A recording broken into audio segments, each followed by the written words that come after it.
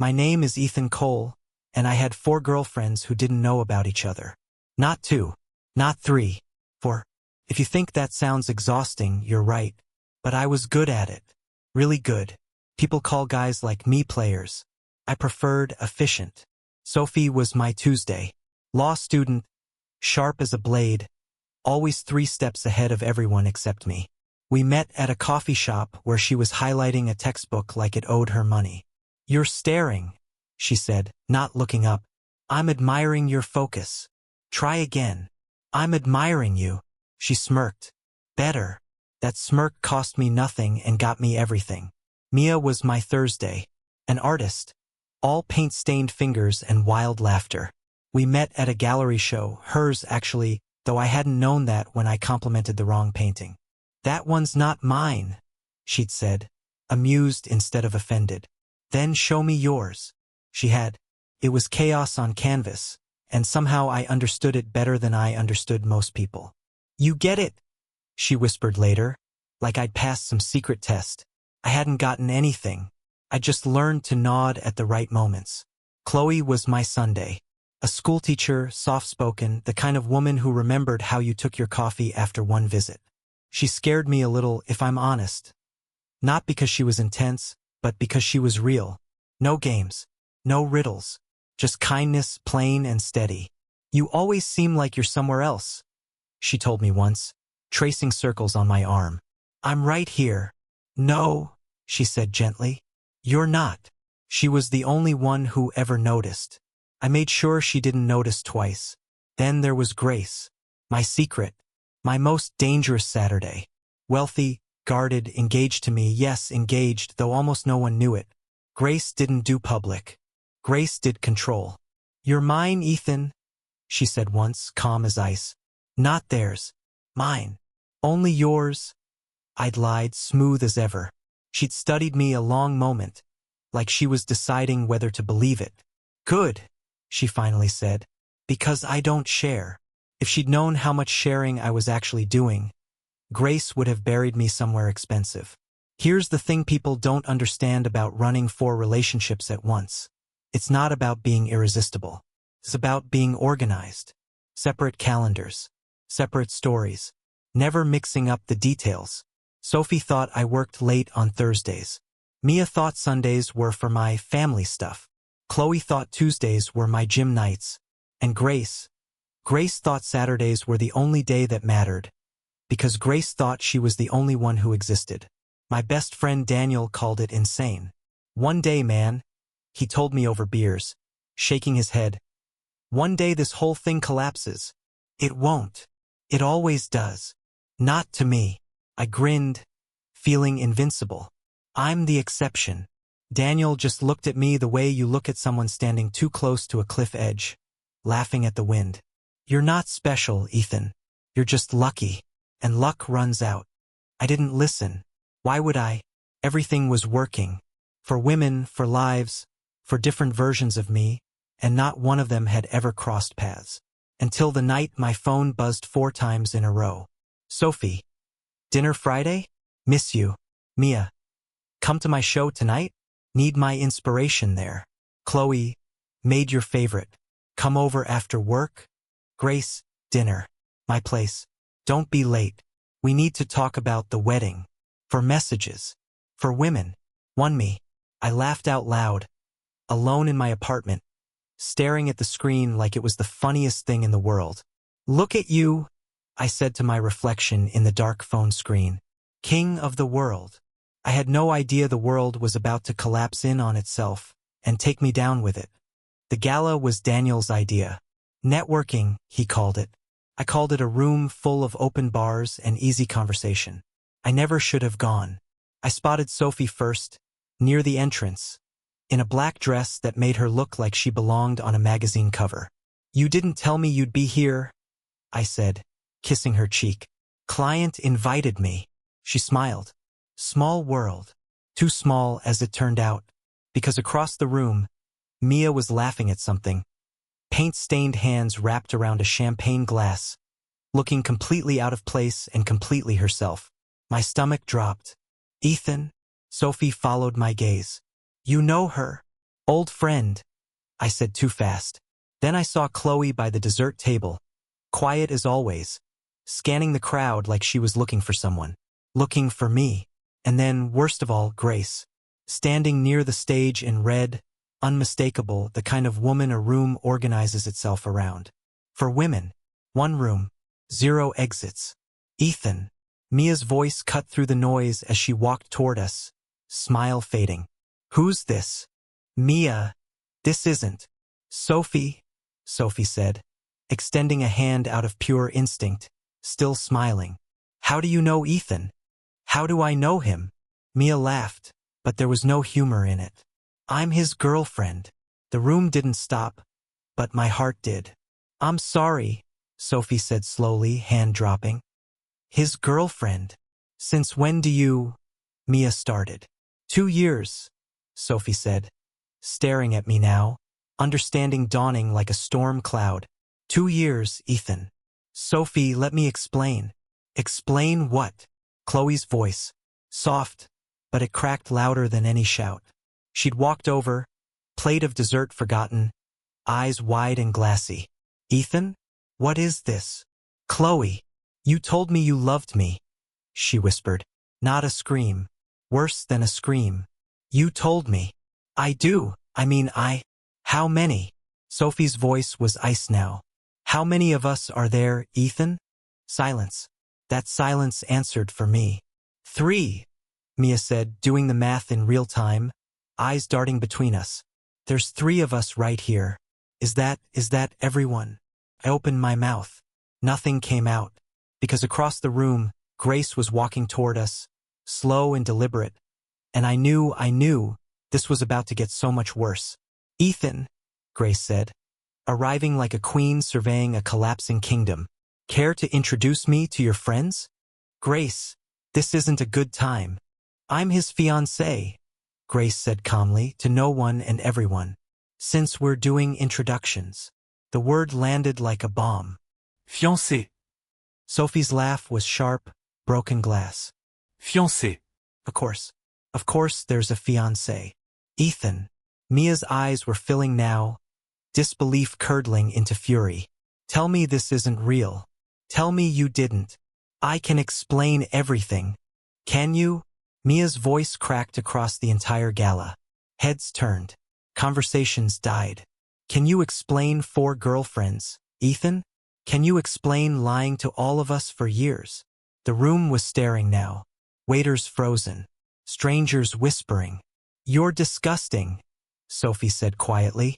Then, without warning, her hand cracked across my face. The slap echoed louder than the music. 2 years, Ethan. 2 years. My cheek burned. My ears rang. I deserved it, and I still flinched like a coward. Chloe wasn't shouting. She was worse. Standing there, silent, tears sliding down her face without a sound. Like she'd already given up expecting better from anyone, including herself. Chloe, please. Don't, she whispered. Just don't. And Grace didn't slap me, didn't scream. She looked at me for one long, freezing second, like she was recalculating everything she'd ever believed about us. I don't share Ethan, she said quietly. I told you that. Then she turned and walked away, heels clicking against marble, calm as a closing door. Somehow that was the most terrifying reaction of all. I searched the crowd for Daniel and found him near the bar, arms crossed, shaking his head slowly. I warned you, he mouthed. I had nothing left to say to anyone, so I ran. Straight through the gala doors, past the valet, past the shocked faces, into the cold night air, my chest heaving, my face still burning from Sophie's hand. Behind me, I could hear Mia shouting something, Chloe crying, Sophie yelling my name like a curse. I didn't stop running until I reached my car. My hands were shaking so hard I could barely find my keys. Get it together, I told myself, sliding into the driver's seat. Just drive. Just go. I should have called someone. I should have waited. I should have done 100 things differently. Instead, I started the engine, and I drove straight into the worst mistake of my life. I wasn't drunk enough to forget what happened. I was drunk enough to think I could outrun it. 3 glasses of whiskey at the gala, then whatever was left in my flask on the drive. Bad math. Worst decisions. But my brain wasn't doing math anymore. It was doing damage control, the kind where you blame everyone except yourself. They knew what they signed up for, I muttered, gripping the wheel too tight. Nobody forced them to fall for me. That wasn't true, and some part of me knew it. I would have told them eventually, I said to the empty car, like saying it out loud made it real. I just needed the right time. There was never going to be a right time. There was only ever going to be tonight. My phone kept buzzing in the passenger seat. I glanced down. Sophie, Mia, Chloe, all 3 one after another. I didn't check Grace's messages. Grace didn't send follow-ups. Grace just disappeared, and that silence scared me more than anything the others could type. Stupid, I said, swerving slightly as I reached for the phone. Stupid, stupid. The world tilted. I don't remember deciding to look up. I remember headlights. Too close. Too bright. A horn, long and useless. My hands yanking the wheel too late. Then noise. Metal folding like paper. Glass everywhere. Sharp and glittering. Catching the streetlights as it exploded around me. Then nothing. No sound. No light. No thought. Just black. The first thing I heard was beeping. Steady, rhythmic, patient. The first thing I felt was pain. Dull everywhere, like my whole body had been rearranged and put back wrong. Easy, a voice said, close but calm. Don't try to move yet. I forced my eyes open. White ceiling, fluorescent light, a blurry shape leaning over me, coming slowly into focus. A woman, maybe 30, dark hair pulled back neat, pale eyes that didn't blink nearly as often as they should have. Where? My throat was sandpaper. Where am I? Mercy General, she said, adjusting something on the floor beside my bed. You've been here 4 days. 4 days. I tried to sit up. Pain shot through my ribs like fire. What happened to me? Car accident. She said it simply, like she was reading a grocery list. Broken ribs, fractured leg, concussion. You're lucky to be alive. Lucky. I laughed, and it hurt. Sure, that's the word. I'm Vivian, she said, ignoring the sarcasm. I've been assigned as your private nurse during recovery. Private nurse. I blinked. I didn't ask for. Your insurance covers it, she said smoothly. You'll need help. You can't walk, and you can't be alone right now. Something about the way she said alone made my skin prickle, though I couldn't have told you why. Is anyone else here? I asked. Did anyone come? Vivian's expression didn't change. No one's visited yet. That landed harder than the crash had. No Sophie. No Mia. No Chloe. No Grace. No Daniel, even. For days unconscious, and not one person had walked through that door. Nobody. My voice cracked, and I hated how small it sounded. You're not alone, Vivian said, and for the first time, something shifted in her calm, careful voice. Something almost hungry, though I was too wrecked to notice it then. I'm here. She reached over and smoothed the blanket at my shoulder, gentle as anything, her hand lingering a second too long. I'll take care of you, Ethan, she said softly. I promise. I didn't know yet that a promise like that could be a threat. I just closed my eyes, exhausted, grateful for anyone at all, willing to stay. By the 3rd day of Vivian being my nurse, I noticed something. She was always there, not just during shifts. Always.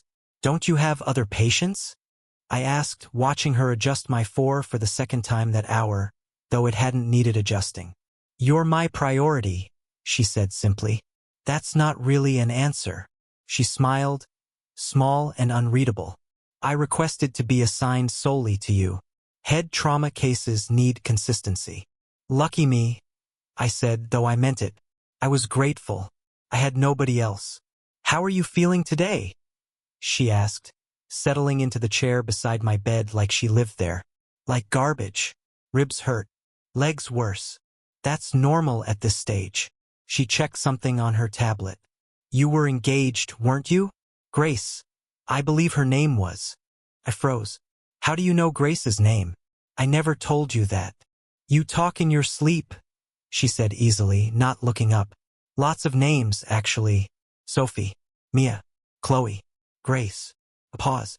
Busy man. My stomach twisted. I don't remember saying any of that. You wouldn't. You were sedated. She finally met my eyes. Must be exhausting, keeping track of that many people. It's complicated. Everything interesting is. She said it lightly, but something in her tone felt sharper than the words themselves. I shifted, uncomfortable, and changed the subject. Has anyone called? Left a message? Anything? No calls, she said. I would have told you, right? I stared at the ceiling. Of course. The truth was, I hadn't called anyone either. Couldn't face it. Couldn't face Sophie's fury or Mia's tears or Chloe's silence or, worst of all, Grace's cold, calculated nothing. Easier to lie here and let Vivian take care of me. Easier to disappear. Daniel visited on day 5. He walked in holding a bag of grapes like this was a movie, then stopped short when he saw Vivian standing by the window instead of sitting. Oh, he blinked. Didn't realize you had company. Daniel, this is Vivian. My nurse. Nice to meet you, Vivian said, extending a hand. Her smile was polite, professional, perfectly normal. Daniel shook it, but I caught the flicker in his face. Something guarded, something wary. You're here a lot, he said carefully, glancing between us. For a nurse. He needs consistent care, Vivian said smoothly. Head injuries are unpredictable, right? Daniel sat down slowly, still watching her. Makes sense. Once she stepped out to check my chart. Daniel leaned in immediately, voice dropped low. Dude, something's off about her. She's fine, Daniel. She's the only one who's shown up. That's what I mean. He glanced at the door. Where is everyone else? Sophie? Mia? Chloe? Even Grace, man. And she's got money to send an army if she wanted. They hate me. You saw the gala. You watched it happen. Yeah, but 4 days unconscious and not one visit? Not even a call to the hospital asking if you're alive. He shook his head. Something's not adding up. Maybe they just needed time. Or maybe, Daniel said quietly, somebody's making sure they don't find out where you are. I laughed, weak and tired. You think my nurse is sabotaging my love life? She's a nurse, Daniel. I think she knows things she shouldn't know. I think she's in this room every single time I visit. And I think you're too messed up right now to notice how weird that is. I noticed, I admitted quietly. The sleep-talking thing. She knew all their names. And that doesn't freak you out? I don't have the energy to be freaked out. I closed my eyes, exhaustion pulling at me. I just need someone in my corner right now, Daniel. Even if it's weird. Even if it's her. Daniel didn't look convinced, but he let it go, squeezing my shoulder before he left. Just be careful, he said at the door. Please. When Vivian came back in minutes later, she glanced at the empty chair. Your friend left quickly. He had somewhere to be. She adjusted my blanket, unnecessary and gentle. He doesn't like me much. He's just protective. So am I, she said softly, eyes steady on mine. More than you know. I should have asked what that meant. I was too tired, too broken, too ashamed of everything I'd lost to ask the one question that mattered. I just let her stay. 2 weeks in, the pain had dulled to something manageable. My ribs still ached when I laughed, but I could sit up without wanting to scream. Vivian noticed everything, every wince, every small improvement. You're healing fast, she said one evening, checking my chart by the dim light of the bedside lamp. Faster than most. Good genes, I said. Or good nursing. Maybe both. She set the chart down and sat on the edge of my bed instead of the chair, which she'd never done before. Can I ask you something? I said. Anything. Why do you care so much? I'm just a patient. You could be anywhere else. She was quiet a moment, studying me in a way that felt like she was reading something written under my skin. Because you remind me of what it feels like to be discarded. And I don't think anyone's ever really taken care of you. Not the way you deserve. That's oddly specific for a nurse-patient relationship. Maybe I'm not just your nurse anymore. Her voice dropped, quiet and steady. Does that scare you? No, I said, and I meant it, which surprised me. I think I need this. Someone who actually stays. I'll always stay, she said. That's not a maybe with me. Something about the certainty in her voice should have unsettled me. Instead, it felt like relief after weeks of silence from everyone I used to love. She leaned in slowly, giving me every chance to stop her. I didn't. The kiss wasn't like Sophie's, quick, competitive, like she was proving something. It wasn't like Mia's, messy, impulsive, full of noise. It wasn't like Chloe's, soft, careful, like she was afraid of breaking something. It wasn't even like Grace's, controlled, deliberate, a performance of ownership. This was different, slower, deeper, like she wasn't kissing me so much as taking something from me, piece by piece, and I let her because for the first time in weeks I didn't feel alone. When she pulled back, her eyes stayed on mine, steady and unreadable. I've wanted to do that since the day you woke up, she said. I didn't know you. You didn't need to know, she said softly. I already did. I lay there afterward, staring at the ceiling, telling myself a story I desperately wanted to believe. Maybe this is it. Maybe this is what real feels like. No games, no lies, just someone who actually wants to stay. I didn't examine that thought too closely. I was too tired, too lonely, too eager for something simple after months of complicated. Later that night, restless and unable to sleep, I decided to take a walk down the hallway, just to stretch my legs, clear my head, maybe find a vending machine and pretend my life was normal for 5 minutes. I reached for the door handle. It didn't turn. I frowned and tried again, harder this time. Still nothing. Ha! I rattled it, thinking it was just stuck. Weird. I pressed my ear to the door and heard footsteps outside, slow and deliberate, then stopping right on the other side. Vivian, I called. The door's stuck. No answer. Just silence, and somehow that silence felt heavier than any response could have. Vivian, is someone out there? Still nothing. I tried the handle one more time, twisting hard enough that my wrist ached. Locked. Definitely locked. Not stuck. Not broken. Locked from the outside. A cold feeling spread through my chest, slow and creeping. Nothing like the warmth from her kiss just hours before. This is a hospital, I told myself, backing away from the door. There's probably a fire code thing. Some safety rule. It's fine. But hospitals didn't lock patients in. And somewhere beneath the fear, a smaller, quieter thought surfaced. One I wasn't ready to face yet. What if she doesn't want me to leave at all? Morning came, and the door was unlocked again, like nothing had happened. Vivian walked in with breakfast, calm as ever. Sleep well. The door was locked last night. Was it? She set the tray down without missing a beat. Must have been maintenance. They lock certain wings during off hours. This is a hospital. Hospitals don't lock patients into their rooms. Some do. Her eyes stayed steady on mine, not a flicker of doubt. For safety. Something about her calm made my skin crawl more than any explanation could fix. I decided to test it. I want to see the hallway, I said. I want to walk around a little. You're still healing. Vivian. I sat up, ignoring the ache in my ribs. I want to see the hallway. A pause. Long enough to matter. All right, she said finally, and helped me to my feet. The hallway outside my room wasn't a hospital hallway. No nurse's station. No other patients. No signage. Just clean white walls, closed doors, and silence so complete it rang in my ears. Where is everyone? I asked, my voice tighter than I meant it to be. Where are the other patients?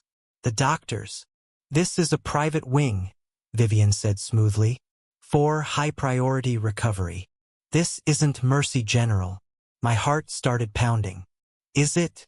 Her silence answered before her words did. No, she finally admitted. It's not. Where am I, Vivian?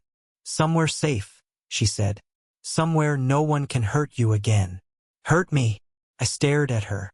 Vivian, where the hell am I? A facility I arranged, she said, calm as reading a menu. Private, secure, just for you. Arranged. The word felt wrong in my mouth.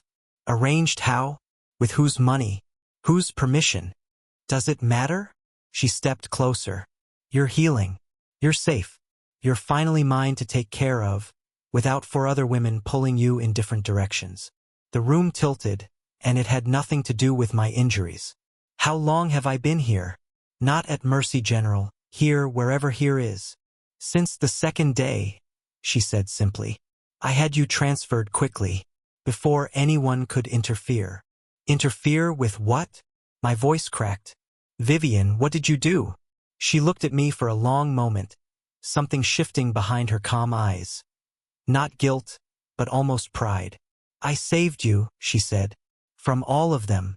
From yourself. Answer the question. The crash, she said slowly, savoring it somehow. You want to know about the crash. I spread through my chest. What about it? Your brakes didn't fail on their own, Ethan. The room went silent except for my own heartbeat, suddenly loud in my ears. What? I've been watching you for months, she said, voice steady, almost tender. Long before the hospital. I saw what you were. Juggling those women, lying to all of them, never choosing anyone because choosing meant losing your little game. Vivian. That night at the gala, she continued, unbothered by my rising panic. I watched it all fall apart. Watched them destroy you piece by piece, exactly the way you deserved. And I thought, finally, he's alone. Finally, there's an opening. You were there? At the gala? I followed you, she said simply. I follow the men worth following. Vivian. Tell me you didn't. Your car, she said, and her voice never wavered, never softened. Was easy. A few cut lines. Enough to fail once you hit real speed. I knew you'd drive drunk and heartbroken. Men like you always do. The world spun. My legs felt like they might give out beneath me. You tried to kill me? No. For the first time, sharpness entered her voice, offense flashing across her face. I saved you. I gave you a reason to need someone completely. I gave you me, Ethan, without four other women in the way. You're insane. I'm devoted, she snapped, then caught herself, smoothing back into calm. Everyone who ever loved you gave up the second things got hard. I didn't. I made sure you'd have no one else to run to. This is kidnapping. This is attempted murder. This is love, she said quietly, stepping close enough that I could see nothing but certainty in her eyes. Real love. Not the fake, scattered kind you handed out to four women who never deserved it. Let me go, Vivian. No. She said it so calmly, so simply, like I'd asked for an extra pillow. You're finally exactly where you're supposed to be. People will notice I'm missing. Daniel. My mother. Someone will look for me. Let them look, she said, almost amused. This facility doesn't exist on paper. No one's finding you unless I want them to. I stared at her. This woman who had held my hand through pain, kissed me like she meant it, smoothed my blankets with such tenderness, and realized I had no idea who she actually was. Vivian, please. Rest, she said gently, guiding me back toward the bed like nothing had happened, like she hadn't just confessed to nearly killing me. You need your strength. We have a long life ahead of us, Ethan. The door closed behind her. I heard the lock click into place. For the first time since the crash, I understood completely. I wasn't her patient. I was her prisoner. I didn't know any of this while it was happening. I only pieced it together weeks later, from four different women who normally wouldn't have shared a room, let alone a mission. But I've replayed it so many times since, I can practically hear it, the way you replay a nightmare you weren't awake for. Sophie noticed first. Of course she did. She notices everything. He's not answering, she told her brother Marcus, pacing her apartment, phone in hand. It's been 2 weeks. No calls, no texts, nothing on social media. Ethan posts something every other day. This isn't him ignoring me. Something's wrong. Maybe he's embarrassed, Marcus said, unconvinced. leaning against her doorframe. Guy got exposed in front of half the city. Maybe he's hiding. For 2 weeks? With zero digital footprint. Sophie shook her head. Ethan doesn't disappear. He deflects. He charms his way out. This is different. You still care about him? After everything. I care about the truth, she said sharply. That's different from caring about him. Marcus, a private investigator by trade, agreed to look into it mostly to get his sister to stop pacing. That's how it started, one worried ex-girlfriend and a favor from her brother. Mia found out through a mutual friend who mentioned Sophie was looking into Ethan's disappearance. And she showed up at Sophie's door within the hour, paint still under her fingernails. You're investigating him? Mia asked, arms crossed, guarded. After what he did to us? I'm not investigating him for us, Sophie said. I'm investigating because something feels wrong. He wouldn't just vanish. Not like this. You think something happened to him? I think, Sophie said carefully, that a man who juggled for girlfriends for years doesn't just go quiet the second his life falls apart. He hides. He doesn't disappear completely. Mia was quiet a long moment. What do you need from me? Anything. Everything. Old messages. Locations he mentioned. People he knew. Chloe was harder to reach. She deleted every trace of Ethan the night of the gala, wanting nothing left of him. But when Sophie called and explained, gently, that something might genuinely be wrong, Chloe's voice went quiet in a different way. I still have old messages, she admitted. From before. He mentioned a hospital once, jokingly, like a nightmare he'd had about a car accident. Said it felt real. When was this? Weeks before the gala. I didn't think anything of it. That detail, small as it was, became the first real thread Marcus pulled on. Grace was the hardest to approach. Sophie almost didn't bother. Grace hadn't screamed, hadn't cried, had simply walked away that night like she was closing a business deal gone bad. But when Sophie finally called her, Grace listened in complete, unreadable silence. Why should I care what happened to him?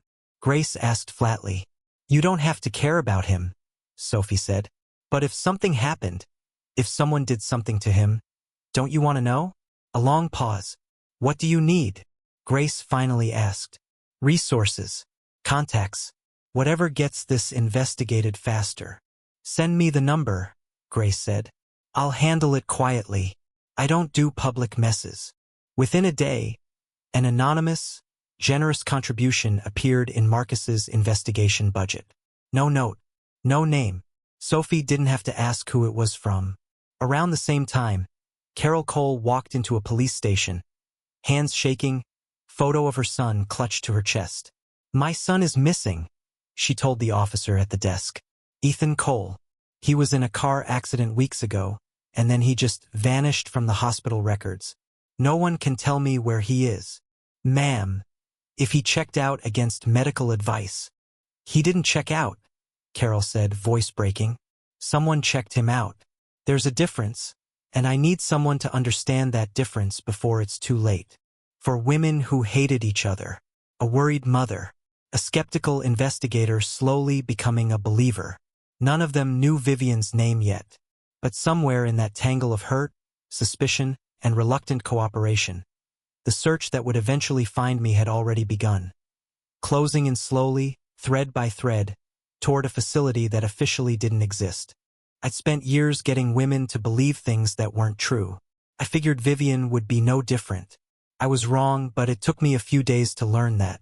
You seem better today, she said, checking my pulse, her fingers cool against my wrist. I feel better. I softened my voice, gave her the look I'd perfected on Sophie, on Mia, on all of them. Because of you. She raised an eyebrow but said nothing. I mean it, I pressed. I've had a lot of time to think in here, about what actually matters. And I think this could be real. Us. Interesting, she said, unmoved, writing something on her tablet. I'm serious, Vivian. If you let me see my mother, just once, just to tell her I'm okay, I'd trust you more. We'd build something real. Isn't that what you want?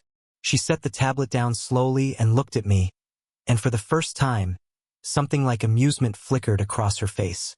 "You're good," she said. "I'll give you that. That soft voice. That perfect pause before you say something vulnerable. Practiced. I'm not.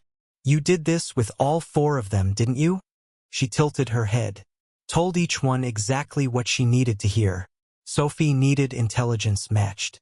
Mia needed passion. Chloe needed gentleness. Grace needed control. She smiled, cold and knowing. "What do you think I need, Ethan?" I said nothing, because she'd just described my entire strategy back to me before I'd even finished attempting it. "You think I haven't watched you work?" she continued. "I studied you for months before that crash. I know every trick in your collection. Don't waste them on me." "Vivian, I wasn't trying to." "Manipulate me?" She laughed, short and humorless. "That's exactly what you were doing. Except I've spent my whole life reading people who lie for a living. You're an amateur compared to some of them. Then what do you want from me?" My voice cracked, real this time, no performance left in it. "If nothing I say matters, what am I supposed to do? Just sit here?" "You're supposed to understand," she said, leaning close. "Understand that real love isn't a negotiation. It's not a trade. I don't need you to perform gratitude. I need you to accept that this is your life now. This isn't love, Vivian. This is a cage." Her expression hardened. "Careful. It's true. It's safety," she snapped, some of that careful calm slipping for the first time. "You don't know what it's like to give everything to someone and watch them throw it away like it meant nothing. I do. I've watched it happen to me. I won't watch it happen again." For a second, one brief second, I saw something underneath her control. Something hurt. Something old. Then it vanished, and she was calm again, straightening her uniform like she was resetting herself. "Rest," she said. "You're tired. You're not thinking clearly." She left, locking the door behind her, and I lay there realizing that manipulating Vivian wasn't going to work. She'd already seen every move I had before I made it. Miles away, Dr. Amara Ose sat in her office at Mercy General, frowning at a file on her screen.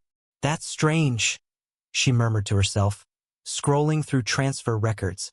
"Ethan Cole, discharged and transferred day 2, but there's no receiving facility listed. No signature. No paperwork trail." She checked again, certain she was misreading something. She wasn't. "This shouldn't be possible," she said quietly, picking up her phone. She dialed the number left on an old visitor log. A private investigator named Marcus Chen, who'd called the hospital twice, already asking questions no one could answer. "Mr. Chen," she said when he picked up, "I think you need to see something.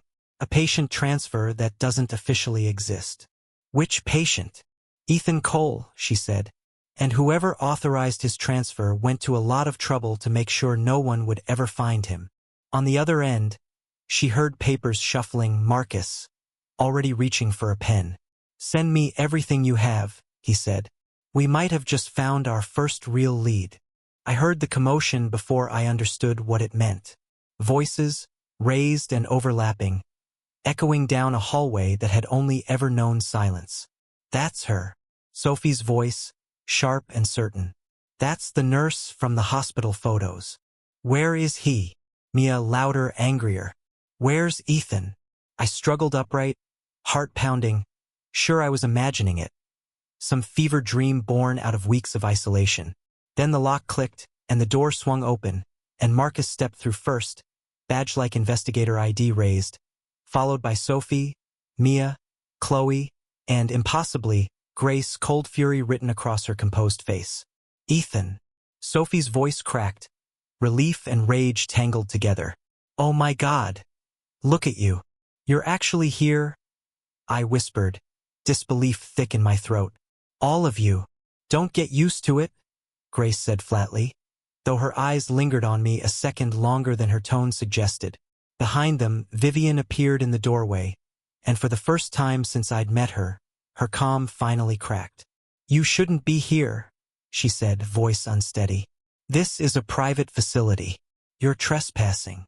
"This facility doesn't legally exist," Marcus said, stepping toward her. "Neither does your authority to hold him here. I saved him." Vivian's composure crumbled further, her hands trembling now. None of you were there. None of you cared enough to look for him until I made sure he survived. You kidnapped him, Sophie snapped. I loved him. Vivian's voice broke, raw and desperate in a way I'd never heard from her. Do you know what it's like to give everything to someone and watch them throw it away? I watched my husband do that. 15 years, and he left the moment I got sick. 15 years. Gone. Like I never mattered. The room went quiet. So when I saw Ethan, she continued, tears finally spilling, juggling for women who actually loved him, throwing that away like it was nothing. I couldn't let it happen again. I couldn't watch someone waste what I never got to keep. That's not love, Chloe said softly, the first thing she'd said since walking in. That's revenge dressed up as devotion. Vivian's face crumpled, and for one moment, I almost felt sorry for her. Then 2 police officers appeared behind Marcus, drawn by the address he'd forwarded hours earlier, and the moment shattered into procedure and handcuffs and Vivian's voice breaking into something desperate and small. I gave you everything, she said, staring at me as they led her away. Everything they never gave you. You gave me a cage, Vivian. My voice was steadier than I expected. That's not the same thing. She didn't answer. The door closed behind her, and for the first time in weeks, I understood I was actually free. Sophie helped me stand, careful of my healing leg. Mia hovered close, arms crossed, still processing. Chloe stood quietly near the door, eyes wet. Grace watched from a distance, unreadable as ever. Thank you, I said, looking at each of them. All of you. I don't know why you came after everything I did. We didn't come for you, Sophie said, though her voice wasn't as hard as her words. We came because no one deserves this. Not even you. I know I don't deserve.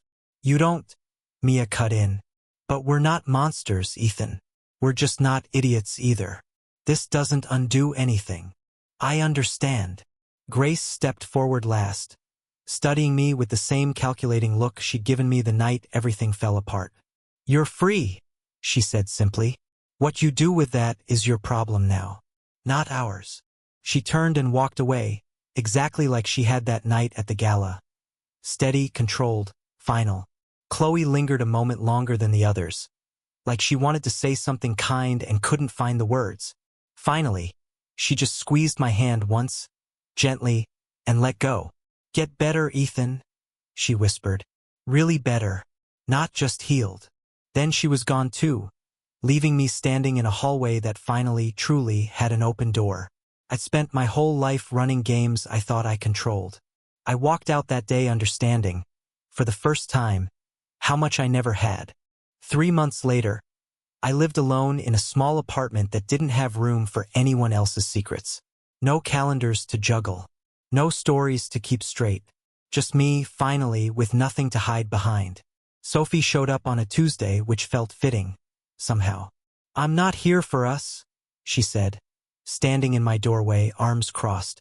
I want to be clear about that before I even come in. I didn't assume you were. Good. She stepped inside anyway, glancing around at the bare walls, the half-unpacked boxes. You look different. Therapy does that, I guess. You're in therapy?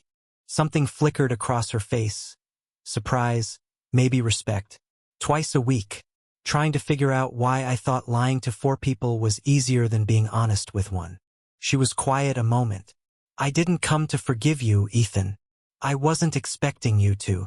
I came because I needed to forgive myself. Her voice softened, just slightly. For missing it. For not seeing what you were, even though the signs were there. I spent months being angry at you. Then I realized I was really just angry I hadn't trusted my own instincts. You couldn't have known. I could have, she said.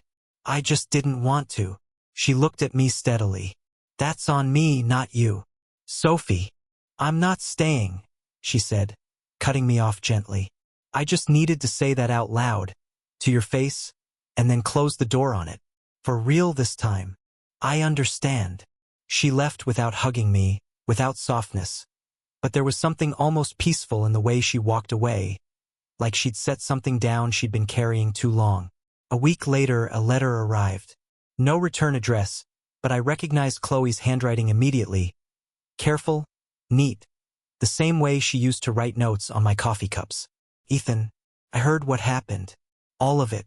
I won't pretend it didn't scare me, thinking about what almost happened to you. I'm not writing to get back together. I'm writing because I don't think anyone's told you this yet, and I think you need to hear it. What Vivian did wasn't love. But I want you to understand something. The reason it worked on you, even for a little while, is because some part of you has never believed you deserve to be loved without earning it, without performing for it, without lying your way into it. You don't have to lie to be wanted, Ethan. You never did. I just wish you'd learned that from someone who wasn't willing to destroy you to prove it. I hope you find peace. I really do. Chloe. I read it 3 times, then set it down on my kitchen table, my hands not quite steady. Mia never reached out again. Neither did Grace. I didn't blame either of them. Some doors closed because they were never meant to reopen, and I was learning, slowly, that not every ending needed my permission to be final. I still think about Vivian sometimes. Her calm voice, her steady hands, the way she said I'll always stay like a promise instead of a threat. She wasn't wrong about everything. She saw exactly what I was, better than anyone else ever had. She just believed that seeing someone clearly gave her the right to own what she saw. I understand now that being wanted and being owned were never the same thing, no matter how much they can feel alike in the dark, in the fear, in the desperate need to matter to someone. I spent years thinking love was a game I could win by being clever enough, charming enough, careful enough to never get caught. I learned, the hardest way possible, that the only game worth playing is the one where nobody has to lie to stay. I'm still learning how to play it. Some days I'm even winning.